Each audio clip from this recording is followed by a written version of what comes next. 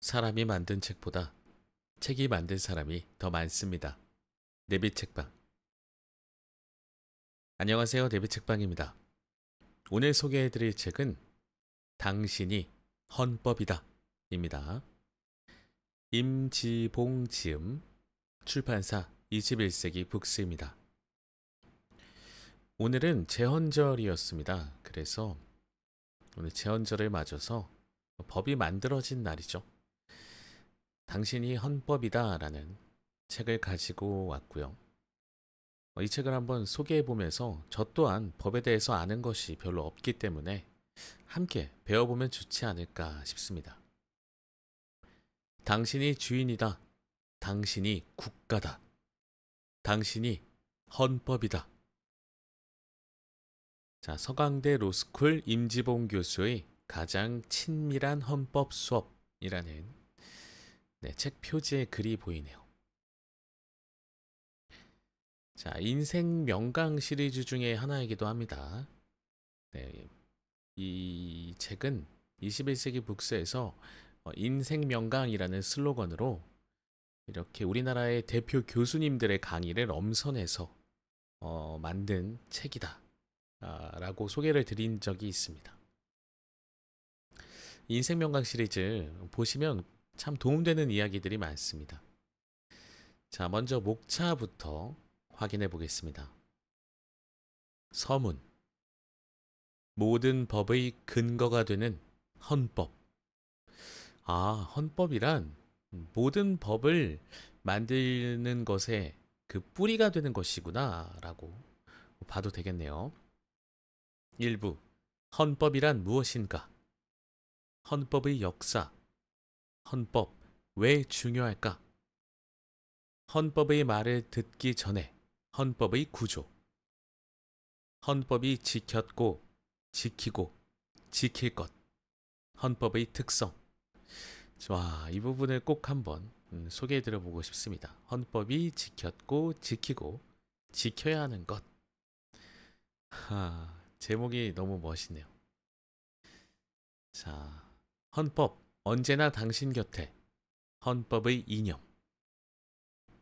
원래는 그 헌법이란 무엇인가 에서 헌법의 역사를 좀 소개해 드려 보고자 했는데 분량이 생각보다 좀 많습니다. 그래서 이 부분은 헌법의 역사에 대해서는 직접 한번 읽어보시면 좋겠습니다.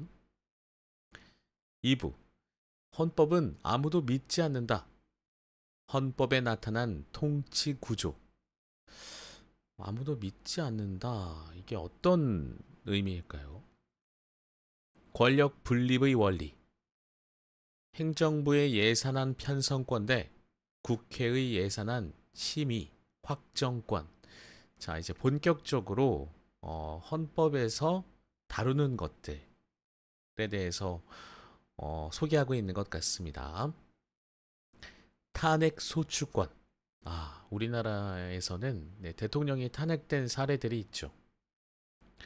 대통령에 대한 탄핵 소추. 바로 나오네요.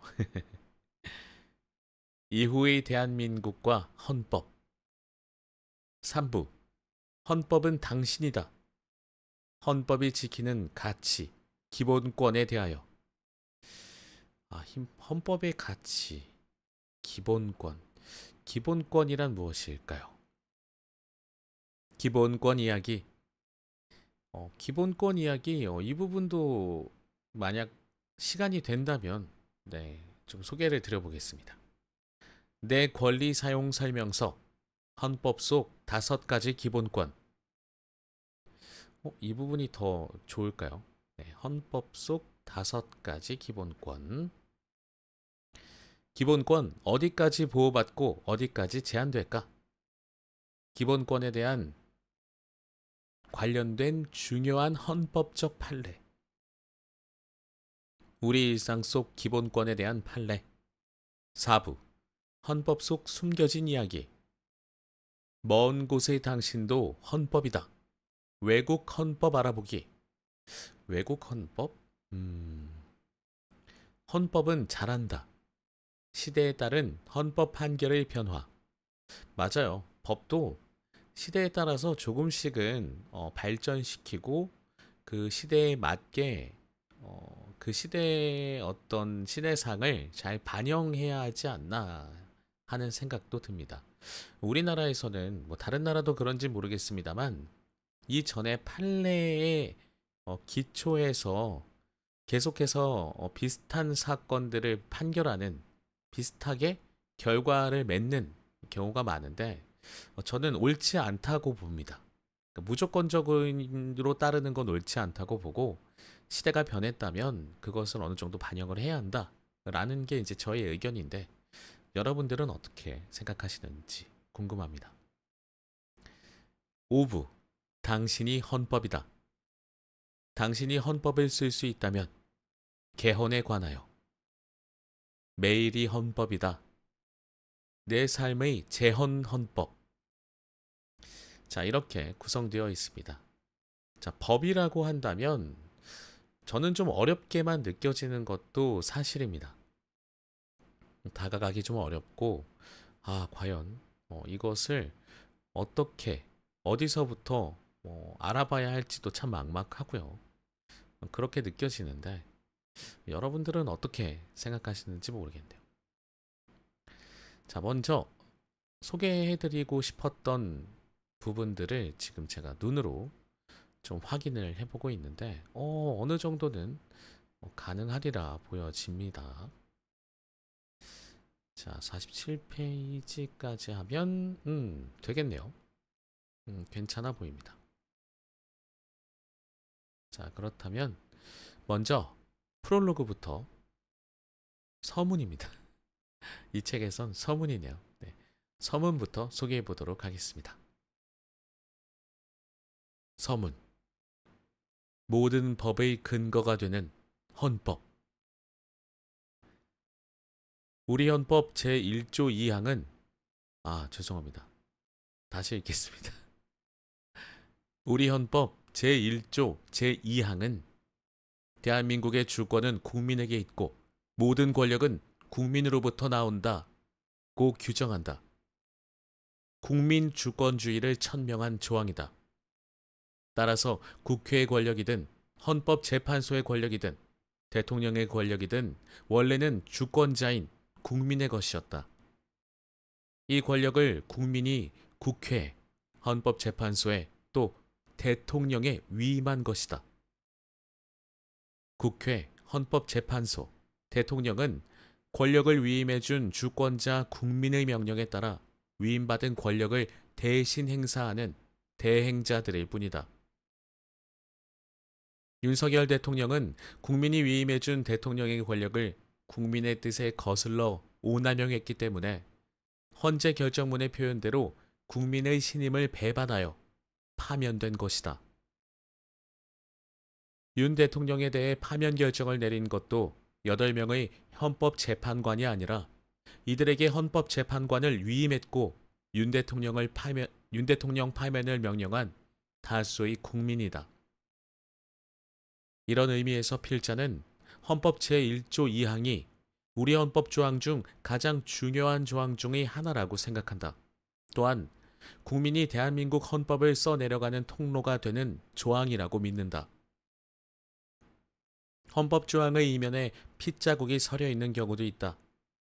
1987년에 개정된 현행헌법 제67조 제1항은 대통령은 국민의 보통, 평등, 직접, 비밀 선거에 의하여 선출한다라고 하여 선거의 기본 원칙 중 하나로 직접 선거를 규정하고 있다. 이 직접이라는 단어를 헌법에 넣기 위해 박종철, 이한열 등 젊은 청년들의 피해 희생이 있었다. 이처럼 헌법 조항 하나하나는 각각이 그 역사적 배경과 이야기를 담고 있으며 때로는 그 자체가 시대의 혈흔이기도 하다. 그래서 헌법은 엄숙한 법이다. 헌법 개정을 하위 법률 개정처럼 쉽게 입에 올려서는 안 되는 이유다. 헌법은 국민이 만든 최고법이다. 일반 법률은 국민의 대표인 국회의원들이 만들지만 헌법은 주권자인 국민이 국민 투표 등을 통해 만든다. 따라서 헌법의 해석도 최종적으로는 국민의 몫이다. 와, 이런 엄청난 의미와 내면의 이야기가 있는지 몰랐습니다. 헌법을 국민이 바꿀 수 있는 거군요. 국민에 의해서만 바뀔 수 있는 거군요. 야, 이 헌법을 처음에 만들 때까지 얼마나 많은 어려움이 있었을까요? 계속 소개합니다. 국민의 헌법 해석은 힘이 있다. 사회 변화를 이끌어내고 헌법재판소의 판례에도 영향을 미친다. 따라서 헌법의 힘은 헌법학자들의 이론이나 헌법재판소 판례에서 나오는 것이 아니다. 국민 각자의 헌법 해석과 그에 따른 치열하고 간절한 주장에서 나온다. 헌법학자들의 헌법 해석이나 헌재의 헌법 판례에 따른 헌법도 있지만 사실은 국민 각자가 자신의 관점에서 헌법을 해석하고 자기 생활의 분야에 헌법을 적용하면서 살아갈 때 그것이 헌법이 된다. 그런 의미에서 2024년 12월 3일 윤석열 대통령의 위법한 비상계엄 선포 이후 윤 대통령에 대한 헌재의 파면 결정을 거쳐 현재에 이르기까지 대한민국 헌법은 앞에서 말한 헌법 제1조 제2항에 따라 국민에 의해 다시 쓰이고 있다고 믿는다. 헌법 연구자의 한 사람으로서 그동안 국민이 써내려간 헌법에 대해 느낀 점을 책으로 써야겠다고 생각했다. 또한 여러 토론회나 특강 등의 모임에서 일반 국민의 헌법 정신에 대한 지적 열망을 확인할 수 있었다. 헌법을 잘 아는 것은 주권자 국민의 중요한 권리이자 의무이다. 국민이 헌법을 이해하는 데 도움이 될 수 있게 해야겠다는 생각도 책 집필의 동기가 되었다. 그렇지만 이 책은 헌법 조항 중심의 해설서가 아니라는 점에서 기존의 헌법 관련 책들과 차별화된다. 대한민국 헌법의 역사로부터 시작하여 헌법 정신과 헌법적 가치의 실생활 적용에 이르기까지 조금 더 넓은 범위에서 헌법을 다룬다. 21세기 북수 유현기 선생의 편집 도움이 없었으면 이 책의 출간은 애초에 불가능했다. 처음 서강대 연구실에서 만나 책에 대해 같이 이야기 나누던 순간부터 책을 출간하기까지 짧지 않은 기간 동안 실로 많은 도움을 받았다. 같이 헌법과 이 책에 대해 이야기를 나누는 것이 겨울을 지나 봄까지 이어지는 기간 내내 큰 행복이었다. 특별히 큰 감사의 마음을 전한다. 윤 대통령에 대한 헌재의 탄핵 결정이 이유 없이 지체되면서 일말의 불안감이 엄습했을 때 이 책의 집필 자체는 필자에게 만장일치 인용 결정에 대한 확신을 다시 붙잡게 해주었고 큰 위로를 주었다. 비상계엄이 선포된 날 밤에 일말의 망설임도 없이 국회로 달려와 용감하게 계엄군과 경찰을 막아섰던 국민. 두 번째 시도 끝에 드디어 윤 대통령에 대한 탄핵소추안이 국회를 통과하던 그 추운 겨울날 여의도 국회의사당 주변의 모든 도로를 가득 메우고 윤석열을 탄핵하라고 아침부터 목청껏 구호를 외치던 국민. 사르르는 추위 속에 은박 보온 담요를 뒤집어 쓰고 대통령 관저가 있는 눈 내리는 차가운 한남동 아스팔트 바닥 위에서 밤을 지새우던 국민. 대한민국과 대한민국 헌법을 지켜낸 위대한 주권자 국민들께 이 책을 헌정한다. 2025년 5월 신촌 노고산 지라락의 연구실에서 임지봉. 네. 서문을 읽다 보니까 뭔가 좀 가슴이 뜨거워지네요. 헌법. 우리는 헌법을 토대로 세워진 대한민국이라는 나라에서 법과 사회적 분위기 그리고 사회적으로 암암리에 지켜야 할 것들을 서로 지켜가면서 이렇게 살아가고 있지 않나 싶습니다. 자, 이 책을 제가 소개하는 게 맞을까요?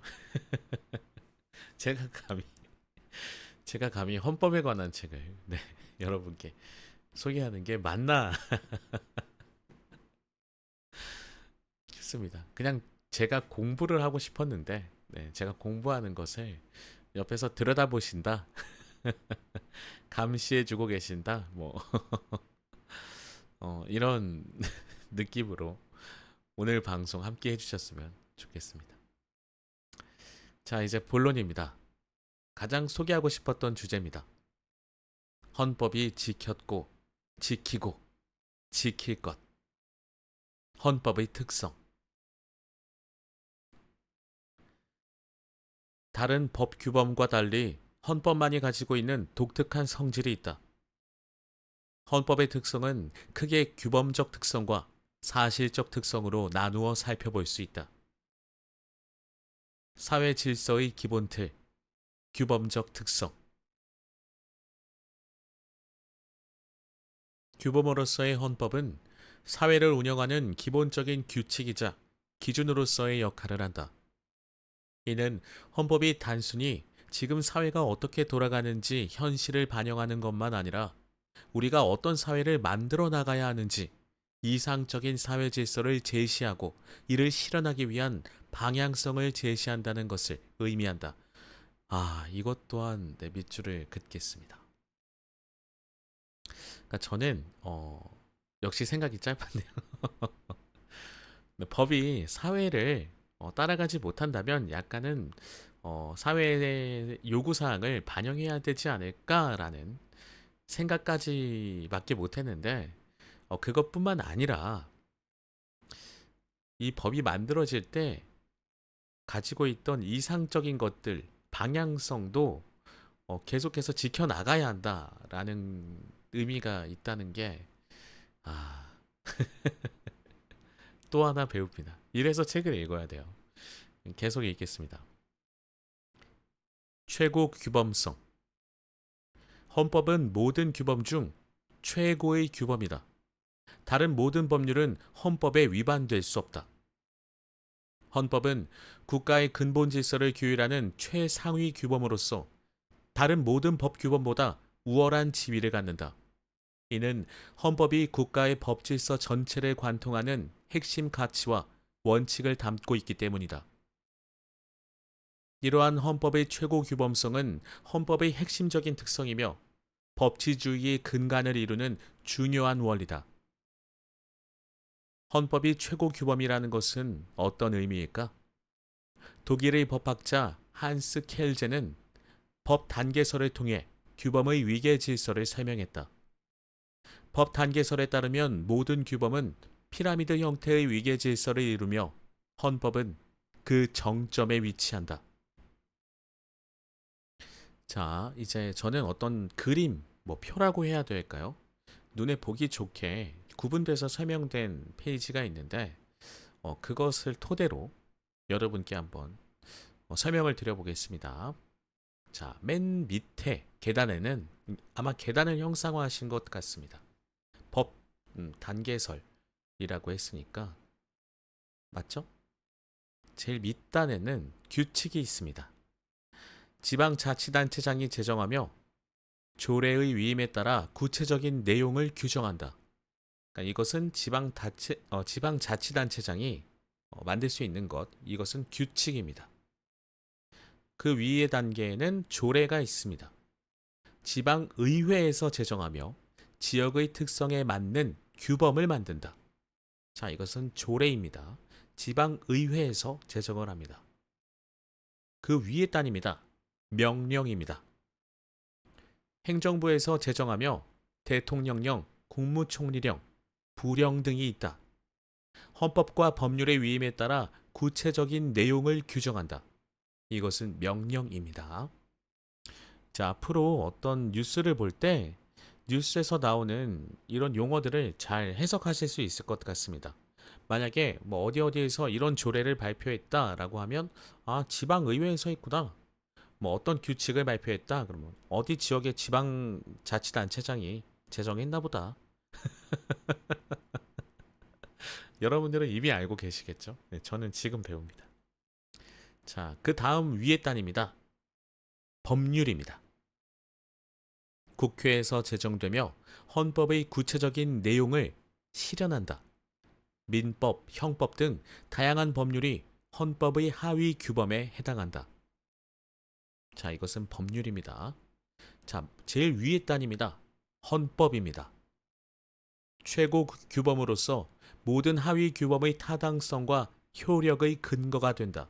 자, 이렇게 된다면 저의 해석으로는 밑에 있는 법률, 명령, 조례, 규칙, 그러니까 맨 밑부터 다시 설명드리면 규칙이 있고 그 위에 조례 있고 조례 위에 명령이 있고 명령 위에 법률이 있고 최고 규범은 그 위에 헌법이 있는데 규칙은 지자체장, 조례는 지방의회, 명령은 행정부, 뭐 대통령, 뭐 국무총리, 뭐 부통령 이렇게 있을 것 같아요. 부령은 뭔지 모르겠습니다. 부통령령인가? 부령인가? 그리고 그 위에 법률, 이것은 국회에서 제정되고 맨 위에 있는 헌법으로부터 이 밑에 있는 법률, 명령, 조례, 규칙들이 근거를 헌법으로부터 찾아서 만들어야 되는 것 같아요. 헌법에서 어긋난 것들을 만들 수 없다는 말 아닐까 싶습니다. 만약에 만들어졌다면 그것은 헌법재판소에서 뭔가 판결을 다시 해줘야 되지 않나? 이것은 불법입니다. 라든지 그런 생각을 좀 해보게 되네요. 이런 해석이 맞는지 모르겠습니다.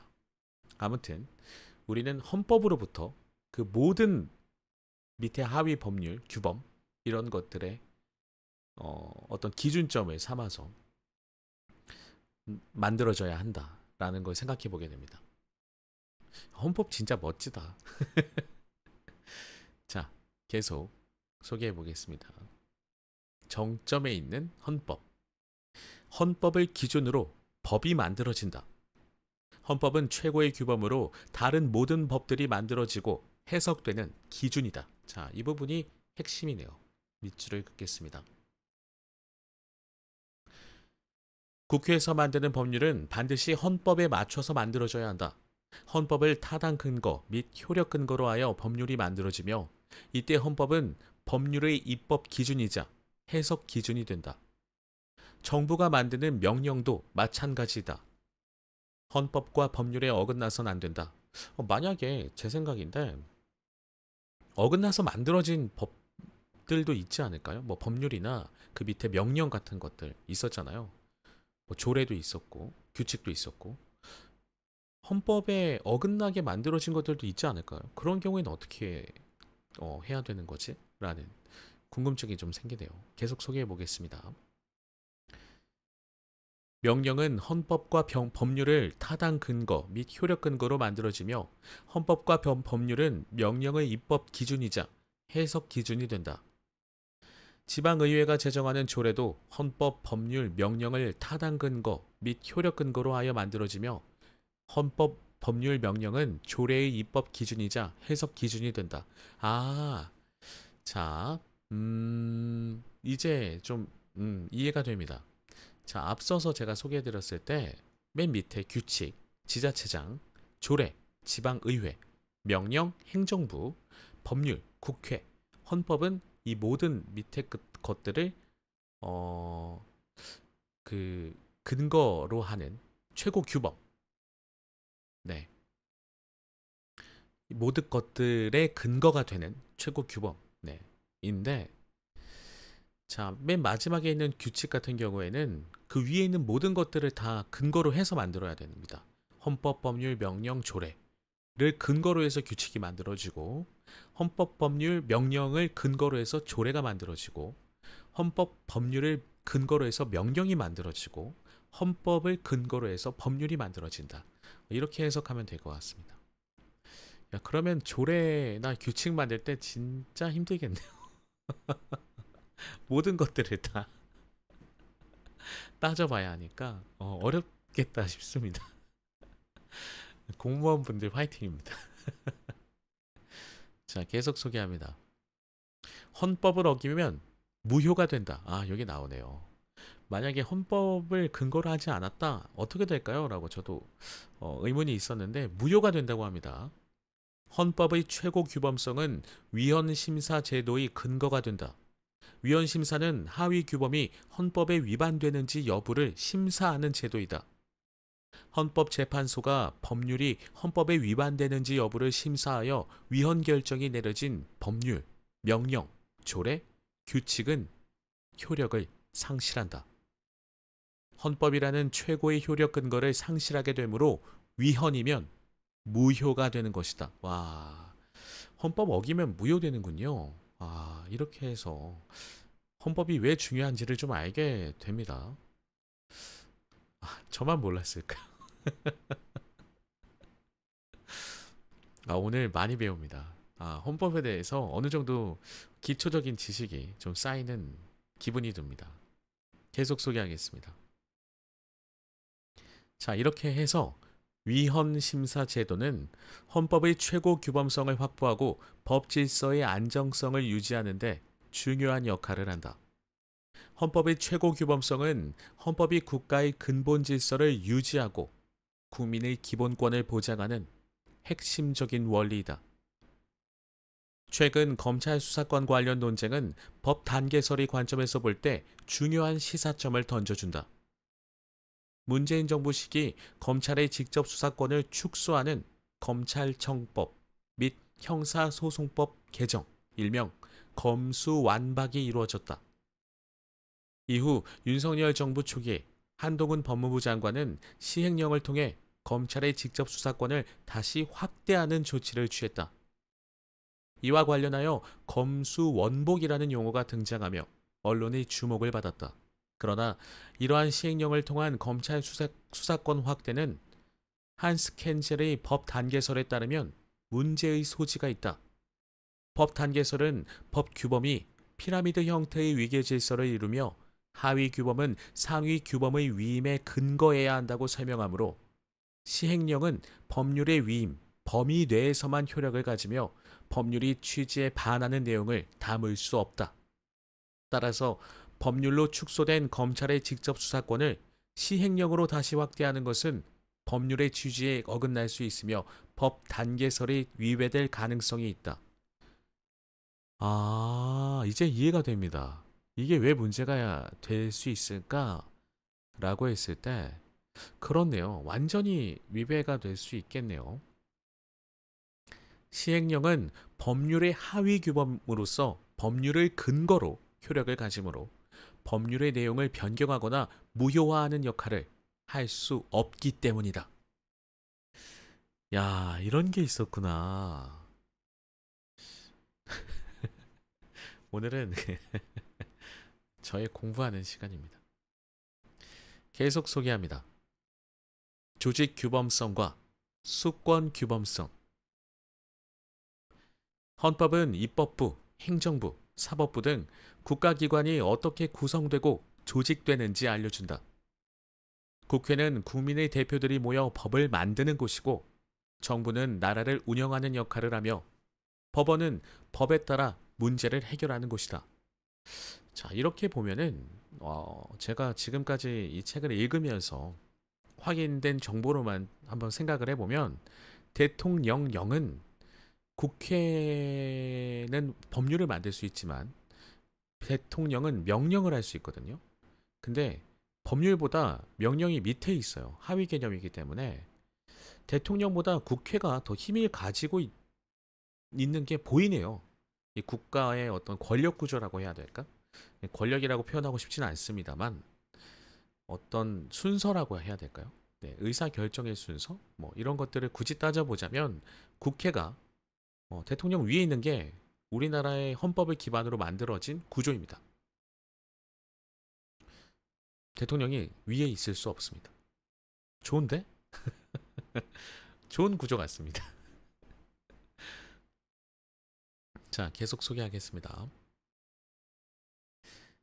법원은 법에 따라 문제를 해결하는 곳이다. 헌법은 이러한 기관들이 어떻게 만들어지고 어떤 규칙에 따라 운영되는지를 정해준다.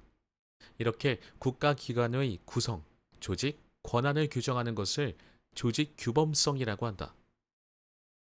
헌법은 단순히 기관을 만드는 것뿐만 아니라 각 기관이 어떤 권한을 가지는지도 정해준다. 국회는 법을 만들 권한을 가지고 정부는 나라를 운영할 권한을 가지며 법원은 재판을 할 권한을 가진다. 헌법은 이러한 권한들을 명확하게 정해줌으로써 각 기관이 자신의 역할을 제대로 수행할 수 있도록 한다. 이렇게 이들 기관에 국가 권력의 정당성을 부여하고 권한에 대해 규정하는 것을 수권 규범성이라고 한다.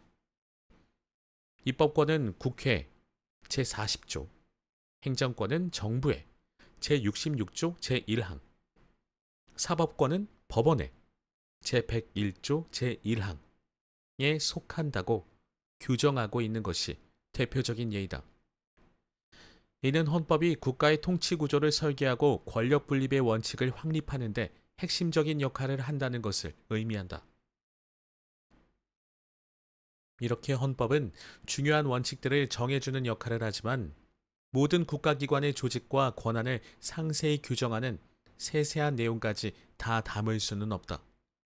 그래서 헌법은 큰 틀만 정해주고 구체적인 내용은 따로 특별법을 만들어서 정하도록 특별법에 위임한다. 예를 들어 선거관리위원회나 감사원처럼 특별히 중요한 기관들은 헌법기관으로서 그 조직과 권한에 대해 헌법에 직접 규정되어 있지만 다른 많은 기관들은 특별법에 따라 만들어지고 운영된다. 권력 제한 규범성. 헌법은 국회, 대통령, 법원 등 국가기관에게 각자의 역할을 수행할 수 있는 권한을 주지만 단순히 권력만 주는 것이 아니라 국가기관이 가진 권력을 함부로 휘두르지 못하도록 감시하고 제한한다. 즉, 헌법에 명시된 권한만 사용할 수 있고 그 외의 권력은 행사할 수 없다. 이를 권력 제한 규범성이라고 한다. 최고 권력자도 예외는 없어서 대통령이라 해도 헌법이 정한 범위 안에서만 권력을 행사할 수 있다. 헌법은 국가 권력 행사의 요건을 엄격히 규정하여 국가 권력의 자의적 행사와 남용의 방지를 도모한다. 최근 윤석열 대통령의 비상계엄 선포에는 헌법 위반 논란이 일었다. 일부에서는 대통령의 계엄령 선포 권한은 헌법에 명시되어 있으므로 문제가 없다고 주장했지만 헌법은 권력 제한 규범으로서 대통령의 권한도 엄격하게 제한한다. 계엄령 선포 요건에 대해 헌법 제77조 제1항은 전시, 사변 또는 이에 준하는 국가 비상 상태에서만 계엄령을 선포할 수 있도록 규정한다. 또한 제3항에서 정부나 법원의 권한에 관하여 특별한 조치를 할 수 있다고 규정하여 행정부나 사법부에 속하지 않는 독립된 헌법기관인 국회나 선거관리위원회에는 비상계엄 하에서라도 어떠한 조치도 할 수 없다. 또한 계엄을 선포한 때에는 대통령은 지체 없이 국회에 통고하게 한 제4항을 모두 위반하여 국가 권력을 헌법에 위배되게 자의적으로 행사하고 남용했으므로 위헌적 행위로 탄핵될 수 있었던 것이다. 대통령에게 계엄 선포권을 주었지만 계엄 선포권 행사의 요건과 절차에 관해서 또한 상세한 규정을 두고 있으므로 그러한 요건과 절차를 따르지 않는 권한 행사는 위헌일 수 있다. 그리고 중대한 위헌 행위를 한 대통령에 대해서는 헌법 제65조에 의해서 탄핵을 할 수가 있다. 이것이 바로 헌법의 권력 제한 규범성이다. 기본권 보장 규범성. 권력 제한 규범성은 기본권 보장 규범성과도 통한다.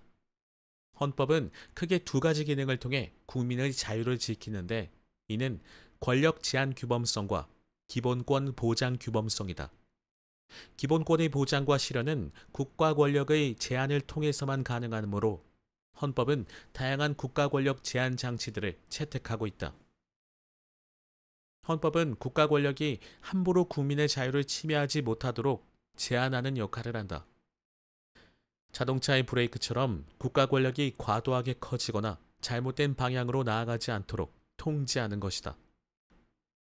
헌법은 국가기관들이 가진 권한의 범위와 사용 방법을 명확하게 규정하여 권력 남용을 방지한다.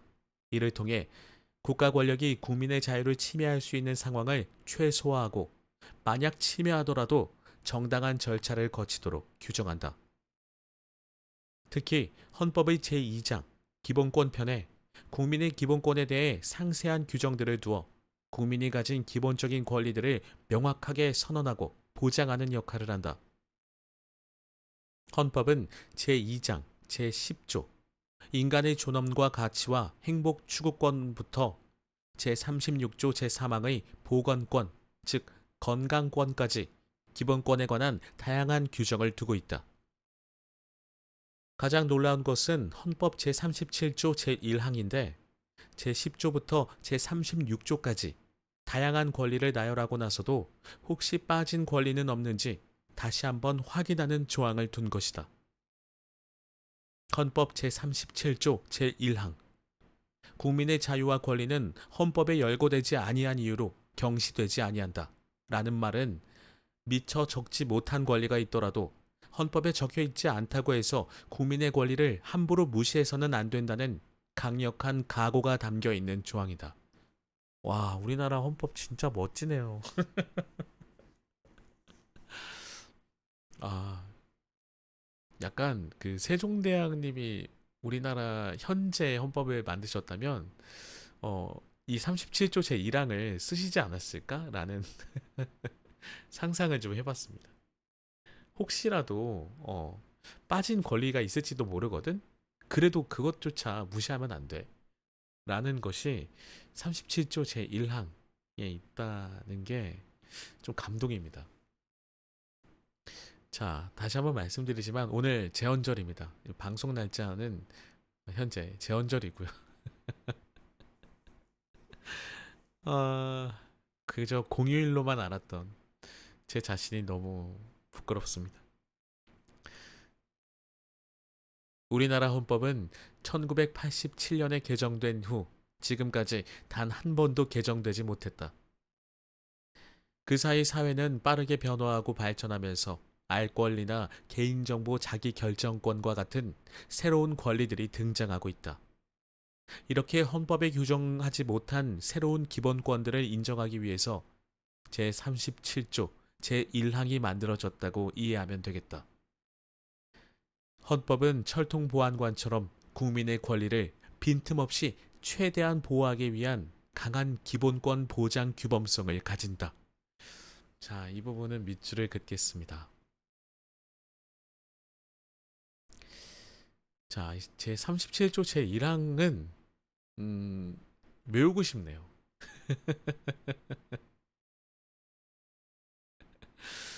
진짜 이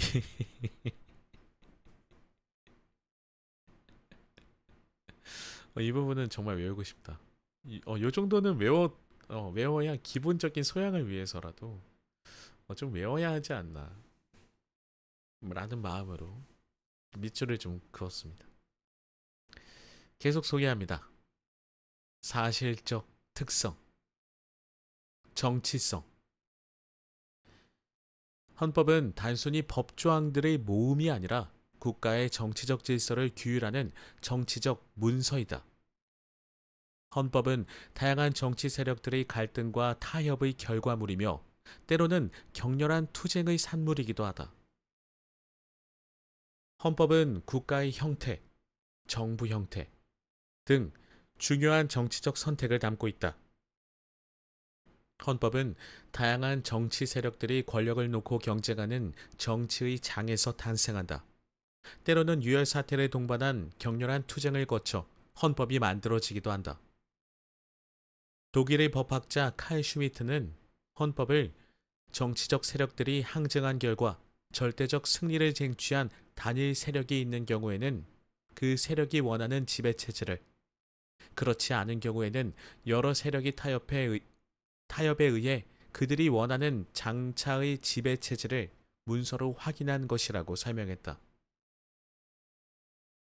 대한민국 헌법 역시 1945년 해방된 후 1948년 헌법이 제정되기까지 3년 동안 혼란스러운 정치 상황에서 김구 선생 등을 중심으로 한 임시정부파, 이승만 등을 중심으로 한 해외파, 박헌영 등을 중심으로 한 공산주의 계열의 다양한 정치 세력들이 난립하며 치열한 정치 투쟁을 벌였고, 이러한 정치 투쟁의 결과로 남한만의 헌법 제정과 정부 수립에 반대한 세력들은 국회의원 선거에 참여하지 않은 가운데 결국 이승만 세력과 한국민주당 세력이 주도권을 잡고 재헌 헌법을 만들게 되었다.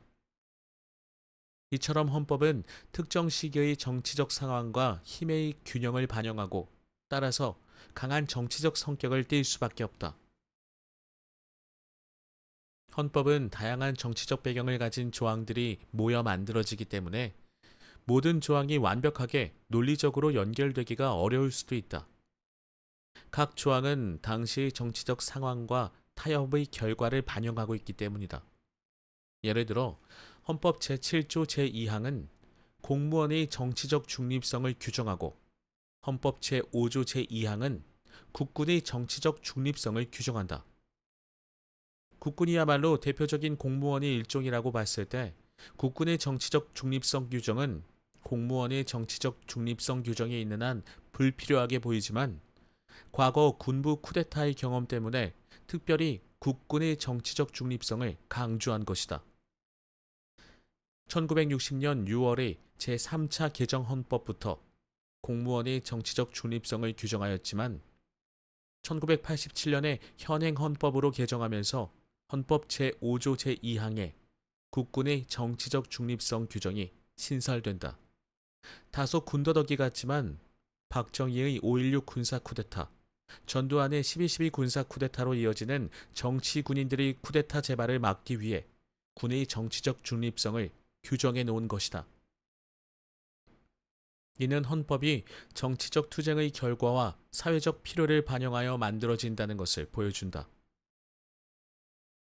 헌법은 정치적 현실을 반영하는 살아있는 문서다. 헌법에 대한 이해는 정치적 현실을 이해하는 데 필수적이며 민주주의 사회의 구성원으로서 올바른 판단을 내리는 데에도 도움이 된다. 이념성. 헌법은 그 시대의 핵심 가치관과 이념을 반영하게 된다. 헌법의 두 번째 사실적 특성은 이념성, 즉 헌법은 특유의 이념, 이데올로기와 가치 질서를 내용으로 한다. 예를 들어 근대 입헌주의적 헌법들은 자본주의라는 이념을 바탕으로 만들어졌다. 자본주의는 개인이 자유로운 경제활동을 중요하게 생각하며 시장의 자유로운 경쟁을 통해 경제가 발전한다고 믿기 때문에 과거의 헌법들은 개인의 재산권을 보호하고 자유로운 계약을 보장하는 데 초점을 맞췄다. 하지만 빈부격차가 심해지고 환경 문제가 심각해지는 등 자본주의만으로는 해결하기 어려운 문제들이 발생하면서 현대 복지국가의 헌법들은 수정자본주의를 이념으로 삼는다. 수정자본주의는 자본주의의 장점을 유지하면서도 국가가 적극적으로 시장에 개입하여 사회적 약자를 보호하고 환경 문제를 해결해야 한다고 믿는다.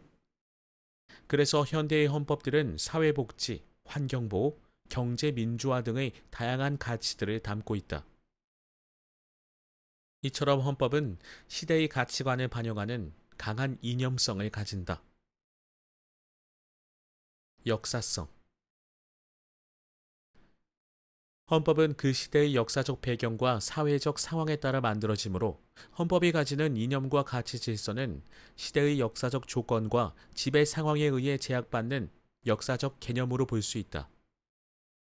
헌법은 역사적 산물로서 지배 상황에 의해 정치적 주도 세력의 이념을 담고 있다. 예를 들어 근대 입헌주의적 헌법은 시민 중심의 자본주의를 바탕으로 만들어졌다. 이 시대에는 개인의 자유와 권리가 중요하게 여겨졌으므로 헌법은 개인의 재산권과 계약의 자유를 보장하는 데 초점을 맞췄다.